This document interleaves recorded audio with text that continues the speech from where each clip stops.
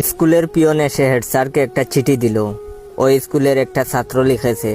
চিঠিটা পড়ে স্যার রেগে নিজের চুল টেনে ছিঁড়তে লাগলো। কি লেখা ছিল সেই চিঠিতে? তার আগে অবশ্যই আমার টিকটক অ্যাকাউন্ট বাইসা বনফায়ার আর ইউজার নেম ইওর জয় অ্যাকাউন্টটাকে ফলো দিয়ে রাখেন। আর হে ভাইয়ের এই ভিডিওতে লাইক, কমেন্ট আর কয়েকটা কপি লিঙ্ক করেন। চিঠিতে লেখা ছিল, ডিয়ার স্যার, সবার আগে জানতে চাই পরীক্ষার সিলেবাস কোন পাগল তৈরি করে। সিলেবাসের সাইজ দেখলেই মনে হয় ছাত্রছাত্রীদের উপর বহুদিনের পুরনো কোনো প্রতিশোধ নেওয়া হচ্ছে। এবার বলুন, এত কঠিন প্রশ্ন বানানোর জন্য আপনারা কত টাকা ঘুষ খান? প্রশ্ন দেখে স্টুডেন্টের মাথায় ডায়রিয়া শুরু হয়ে যায়। প্রতিশোধ নেন, ঘুষ খান, মেনে নিলাম, কিন্তু খাতাটা তো অন্তত একটু দয়ামায়ার সহিত দেখতে পারেন।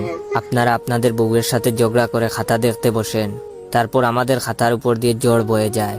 আপনারা শিক্ষিত লোক, সমাজের বিবেক। এভাবে দিনের পর দিন বিবেকহীন কাজ করে আমাদের জীবনকে ধ্বংস করে দিবেন না।